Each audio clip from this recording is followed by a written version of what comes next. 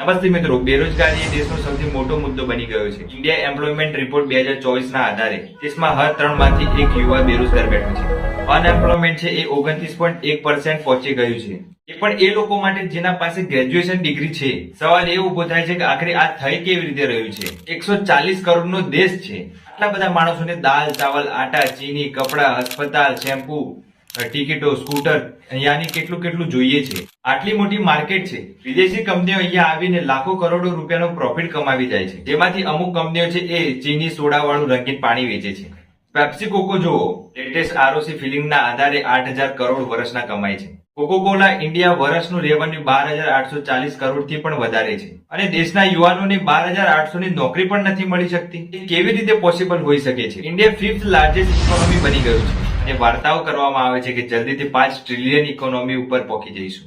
પણ આ ઇકોનોમીમાં યુવાનો માટે કોઈ નોકરી નથી. આખરે કોણ ખાઈ ગયો આ નોકરીઓને, આપણા કામ ધંધાને? આજના વિડીયોમાં આપણે અનએમ્પ્લોયમેન્ટને ડીપમાં જોઈશું. આના પાછળનો રસ્તો શું છે અને આના પાછળનું સોલ્યુશન શું છે એ આજના વિડીયોમાં ચર્ચા કરીશું.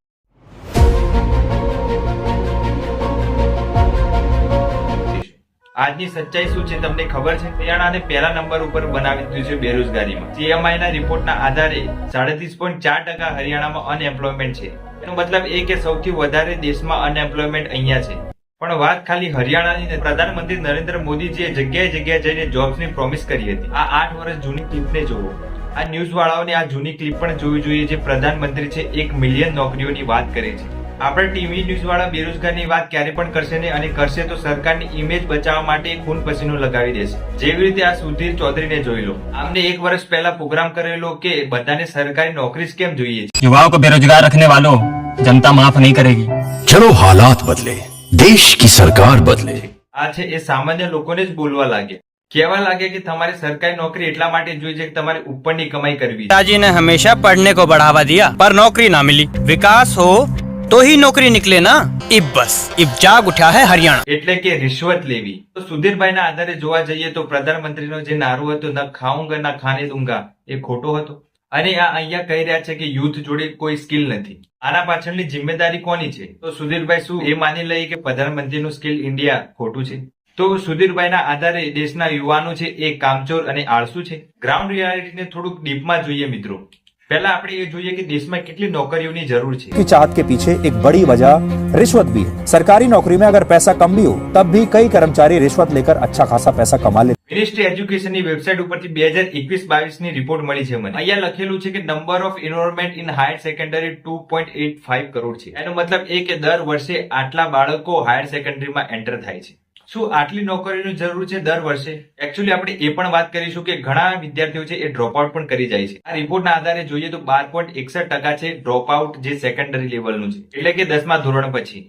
અપર પ્રાઇમરી લેવલ 3.02 અને પ્રાઇમરી લેવલ 1.45 જેટલું છે. 2022 ના રિઝલ્ટની વાત કરીએ તો 35 લાખ જેટલા વિદ્યાર્થીઓ છે એ 11મા ધોરણમાં નથી જઈ શક્યા. આપણે 10મું પાસ, 12મું પાસ અને જે ડ્રોપ આઉટ થયેલા છે એ બધાનો ભેગા થઈને કન્સિડર કરીએ તો ટોટલ જે નંબર આવે છે એ 3.3 કરોડ જેટલો આવે છે. આમાંથી 12મા પાસ વાળા જેટલા સ્ટુડન્ટ છે એ બધા વિચારે છે કે હું કોલેજ કરીશ. શું આપણા દેશમાં આટલા બધા વિદ્યાર્થીઓ માટે કરોડો જેટલી સીટો છે? તો આનો સીધો જવાબ છે ના. પહેલા મેડિકલ એજ્યુકેશન નું એક્ઝામ્પલ લઈને જોઈએ. જુલાઈ 2023 આપણા મિનિસ્ટર હેલ્થ એન્ડ ફેમિલી વેલફેરને પાર્લામેન્ટમાં બતાવ્યું કે ટોટલ 1,08,000 જેટલી MBBS ની સીટો છે. એના સિવાય બીજી એક BDS ની પણ સીટો છે, બેચલર ઓફ ડેન્ટલ સર્જનની. ટાઈમ્સ ઓફ ઇન્ડિયાના રિપોર્ટના આધારે ટોટલ નંબર છે 1.4 લાખ જે MBBS અને BDS ની સીટો છે. પણ NEET UG 2023 total number of application 20 લાખથી પણ વધારે હતી. એનો મતલબ એ થાય છે કે 15 જણનું ડોક્ટર બનવાનું સપનું છે એમાંથી એક જ જણને સીટ મળી શકે છે. બીજી સીટનો તો એનાથી પણ ઓછો છે, 67,802 જ છે. એનો મતલબ સમજી શકો છો મિત્રો કે દેશમાં ડોક્ટર બનવાની સપ્લાય સૌથી વધારે છે. બહુ બધા સ્ટુડન્ટ ડોક્ટર બનવા માંગે છે. ડિમાન્ડ પણ બહુ બધી છે આપણા દેશમાં અને ડોક્ટરની કમી પણ બહુ બધી છે આપણા દેશમાં. પ્રોબ્લેમ એ છે કે આપણા દેશમાં એટલું બધું એજ્યુકેશન અને ઇન્ફ્રાસ્ટ્રક્ચર જ નથી બનાવવામાં આવ્યું.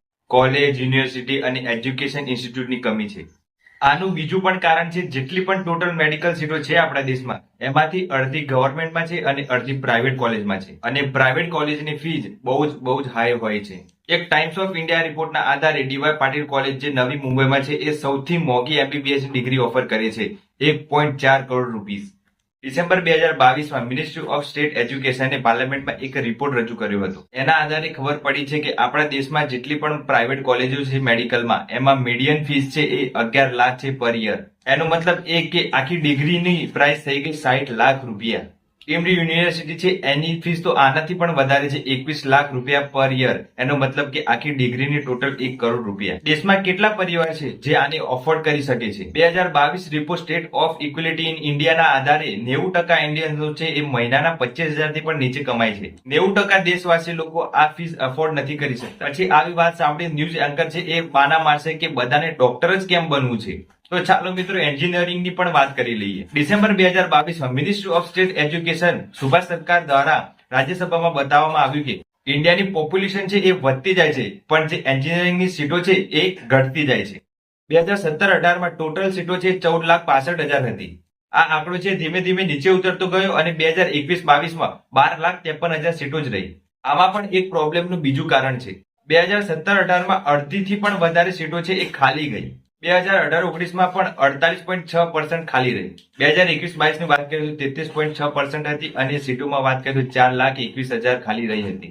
આમાં પણ જોવા જઈએ તો સપ્લાય બહુ બધું છે અને કરોડો લોકો એન્જિનિયર બનવા માંગે છે, તો આટલી બધી સીટો ખાલી કેમ જાય છે? આના પાછળના 4 મેઇન કારણ છે. પહેલું છે હાઈ ફીસ.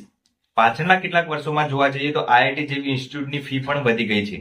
2016ના ન્યૂઝ આર્ટિકલને જુઓ, આઈઆઈટીની ફીસ ડબલ કરવામાં આવી, 90,000 થી 2 લાખ રૂપિયા કરી દેવામાં આવી. હવે 4 વર્ષની બીટેક ડિગ્રી માટે 8 લાખ રૂપિયા વધારે આપવા પડશે. પ્રાઇવેટ એન્જિનિયરિંગ કોલેજની વાત કરીએ તો આ ફીસ છે એ 20 લાખથી ઉપર જતી રહે છે. બીજી વાત જોવા જઈએ તો ફીસ ગમે તેટલી હોય પણ જે એજ્યુકેશનની ક્વોલિટી છે એ એકદમ લો લેવલની છે. આમ જોવા જઈએ તો પ્રાઇવેટ કોલેજમાં જે ફેકલ્ટી છે એમનો પગાર ઓછો હોય છે અથવા તો એ ક્વોલિફાઈડ જ નથી હોતા. જૂન 2023ના મિનિસ્ટ્રી ઓફ એજ્યુકેશન ડેટાને જુઓ, જો 44.51% છે એ ફેકલ્ટી એન્જિનિયરિંગ કોલેજમાં પીએચડી કરેલું છે અને 55.49% માસ્ટર ડિગ્રી કરેલું છે. આ એલો પણ કેવી રીતે કરવામાં આવે છે? બીજી વાત કરીએ તો અમુક એન્જિનિયરિંગ કોલેજ ફેકલ્ટીની પણ શોર્ટેજ હોય છે. ડિસેમ્બર 2022ની આ રિપોર્ટને જુઓ, આપણા મિનિસ્ટર ઓફ એજ્યુકેશન લોકસભામાં બતાવ્યું કે 4,502 ફેકલ્ટી પોસ્ટ આઈઆઈટીમાં વેકેન્ટ પડી છે. એકેડેમિક યર 2021-22 ની વાત કરીએ તો 40.3% પોઝિશન છે ટીચિંગની એક ખાલી હતી. વિચાર કરો આઈઆઈટી ની આ હાલત છે તો આખા દેશમાં એન્જિનિયરિંગ કોલેજ છે એની શું હાલત હશે? ચોથી વાત કરીએ તો કોલેજ પાસે ઇન્ફ્રાસ્ટ્રક્ચર જ નથી. 2019માં એસ્પિરિંગ માઇન્ડ્સ નામની એક કંપની છે એની એક રિપોર્ટ કાઢ્યો હતો. એમાં બતાવ્યું કે 60% એન્જિનિયરિંગ સ્ટુડન્ટ છે એ ઇન્ટર્નશીપ જ નથી કરતા. એનાથી પણ ઓછા માણસો 3% જ એન્જિનિયરિંગ સ્ટુડન્ટ પાસે ન્યૂ એજ સ્કિલ છે. દેશમાં 80% એન્જિનિયર છે એ એમ્પ્લોયેબલ જ નથી. આનો મતલબ એ નથી કે એ ભણવામાં કમજોર છે કાં તો એ આળસુ છે. મતલબ એ થાય છે કે દેશમાં એન્જિનિયરિંગ કોલેજની અછત છે અને દેશમાં સારા ફેકલ્ટી અને ઇન્ફ્રાસ્ટ્રક્ચરની અછત છે. અને કોઈક માણસો એમ કહેશે કે એન્જિનિયરિંગ પાછળ જ કેમ પડે છો, કંઈક બીજું કરી લો, કોઈક આઈટીઆઈ જોઈન કરી લો. આઈટીઆઈ નો મતલબ ઇન્ડસ્ટ્રીયલ ટ્રેનિંગ ઇન્સ્ટિટ્યૂટ, જેમાં તમને કંઈક પર્ટિક્યુલર સ્કિલ શીખવામાં મળશે. આઈટીઆઈ નો મતલબ ઇન્ડસ્ટ્રીયલ ટ્રેનિંગ ઇન્સ્ટિટ્યૂટ, જેમાં પર્ટિક્યુલર કોઈ સ્કિલ પર તમને શીખવાડવામાં આવશે. સારું ઓપ્શન છે, પણ આમાં પણ કેટલી સીટો અવેલેબલ છે એ જોઈએ. આપણા દેશમાં જોવા જઈએ તો 15,000 જેટલી આઈટીઆઈ છે અને ટોટલ સીટો જોવા જઈએ તો 25 લાખ અરાઉન્ડ છે. મેડિકલની 1.5 લાખ, એન્જિનિયરિંગની 12.5 લાખ અને આઈટીઆઈ ની વાત કરીએ તો 25 લાખ. આ ત્રણે ભેગી કરીને કરીએ તો પણ 50 લાખ જેટલી સીટો નથી થતી. પહેલા મેં વિડીયોમાં બતાવ્યું કે ટોટલ સ્ટુડન્ટ છે નીકળીને આવે છે એ 3 કરોડની આસપાસ છે. બાકી વધ્યા સ્ટુડન્ટ છે એ શું ભણવાનું કરશે, ક્યાં જઈને ભણશે? આપણે આઈટીઆઈ ની વાત કરીએ તો એ પણ એન્જિનિયરિંગના જેમ જ 50% જેટલી સીટો છે એ ખાલી પડી છે. આમાં પણ આઈટીઆઈ કર્યા પછી એન્જિનિયરિંગના જેમ જ કોઈ જોબની નક્કી નથી કે જોબ મળી જ જશે. ચલો આપણે માની લઈએ કે આ જેટલી પણ સીટો છે બધી ફૂલ થઈ જાય છે અને બધા જોડે સ્કિલ છે, તો શું આ બધાને નોકરી મળી જશે? તો એનો સીધો જવાબ છે ના. જુલાઈ 2023ના સીએમઆઈ રિપોર્ટના આધારે આપણને ખબર પડે છે કે ઇન્ડિયાના મેન્યુફેક્ચરિંગ સેક્ટરમાં 2016માં 5.1 કરોડ નોકરીઓ હતી અને 2023માં આંકડો નીચે આવી ગયો છે અને 3.6 કરોડ નોકરીઓ છે એ બચી છે. 30% મેન્યુફેક્ચરિંગ જે જોબો છે એ બધી ઓછી થઈ ગઈ છે અને જેના જોડે નોકરી છે એ નોકરી પણ એમની સિક્યોર નથી. આ આર્ટિકલને તમે જોશો તો 12.2 કરોડ જેટલા ઇન્ડિયન્સોને છે એ પોતાની નોકરી ખોઈ હતી જ્યારે એપ્રિલમાં કોરોના વાયરસનું લોકડાઉન લાગ્યું હતું ત્યારે. જૂન 2021માં જ્યારે કોરોનાનો સેકન્ડ વેવ આવ્યો હતો ત્યારે 1 કરોડ જેટલા ભારતીયોએ પોતાની જોબ છે એ ગુમાવી હતી. તમે બધા કહેતા હશો કે કોવિડની જ કેમ વાત કરો છો, તો ચલો આગળની પણ વાત કરીએ. મે 2023માં આઈટી સેક્ટરમાં 6% જેટલી નોકરીઓ ઇન્ડિયન્સે ગુમાવી હતી. જૂન 2023માં 11,000 ઇન્ડિયન સ્ટાર્ટઅપ એમ્પ્લોયને લે ઓફ કરવામાં આવે. ઓગસ્ટ 2023માં ટેક કંપનીએ 2.26 લાખ એમ્પ્લોયને ફાયર કરી દીધા પોતાની કંપનીમાંથી. પ્રાઇવેટ સેક્ટરમાં જો ટીસીએસ જેવી કંપનીની વાત કરીએ તો એમને પણ પ્રોફિટ થતું હોય છે. 11,300 કરોડ જેટલું પ્રોફિટ થાય છે. ઇન્ફોસિસ જેવી કંપનીનો પણ 8,500 જેટલો કરોડ પ્રોફિટ છે. આ બધી કંપનીઓએ પોતાના ફિલ્ડમાં સારી રીતે પ્રોફિટ કમાયા છે, પણ લોકોને આપવા માટે આમની જોડે નોકરી નથી, અને જે લોકો નોકરી ઉપર રાખેલા છે એ લોકોને ઓવરટાઈમ કરાવવામાં આવી રહ્યો છે.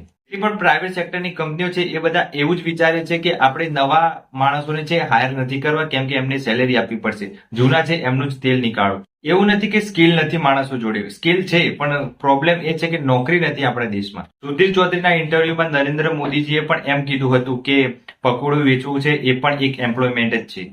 આમાં સુધીરભાઈ પછી નવો શો ચાલુ કરશે કે બધાને પ્રાઇવેટ અને ગવર્મેન્ટ નોકરી કેમ જોઈએ છે, પોતાનો ધંધો કેમ નથી શરૂ કરતા. આવું બાનું નહીં મારતા, નહીં તો સરકાર પ્રોમિસ કેમ કરે છે લોકોને નોકરીઓ આપવા માટે. જો સરકારની કેપેબિલિટી જ નથી નોકરીઓ આપવાની, તો આવા ખોટા પ્રોમિસ શું કરવા કરતી હોય છે. અસલમાં આપણા દેશને જો રોજગાર આપી રહ્યા છે તો એ છે કોઓપરેટિવ્સ અને જેટલા પણ દુકાનદારો છે એ બધા.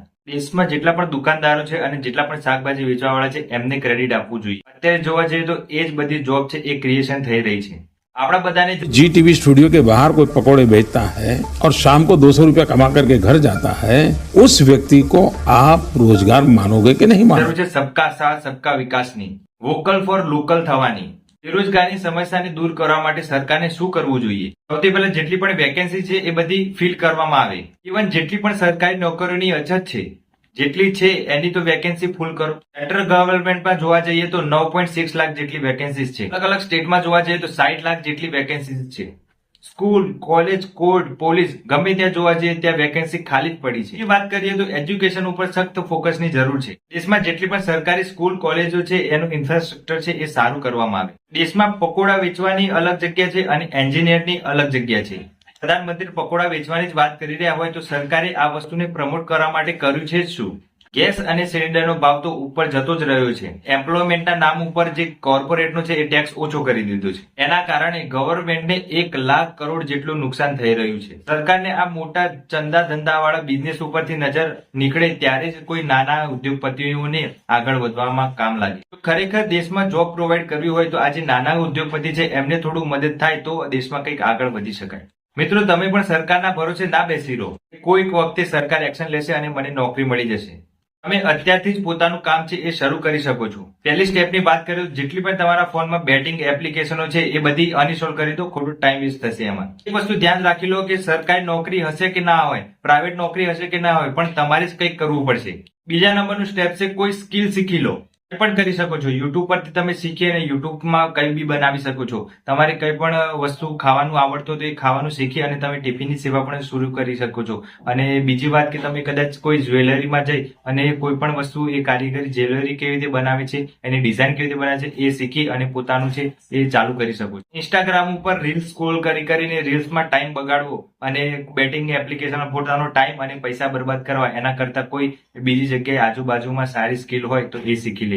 અને એ શીખવા માટે જાઓ કે લોકો કેવી રીતે કામ કરી રહ્યા છે. કોઈ પણ કામ છે એ નાનું નથી હોતું જેને તમે સિરિયસલી અને સિન્સિયરલી કરો તો. જેટલું જલ્દી તમે શીખશો અને જેટલું જલ્દી તમે પ્રયત્ન કરશો એટલું તમારા અંદર કોન્ફિડન્સ આવશે અને પછી તમારો પોતાનો જે બિઝનેસ છે એ તમે ઉભો કરી શકો છો.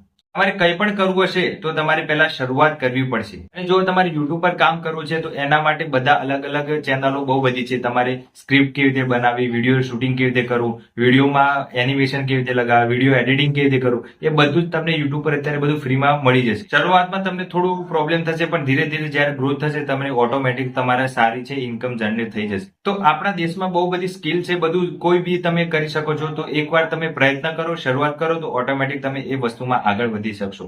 તો આજ માટે આટલું રાખીએ. ધન્યવાદ.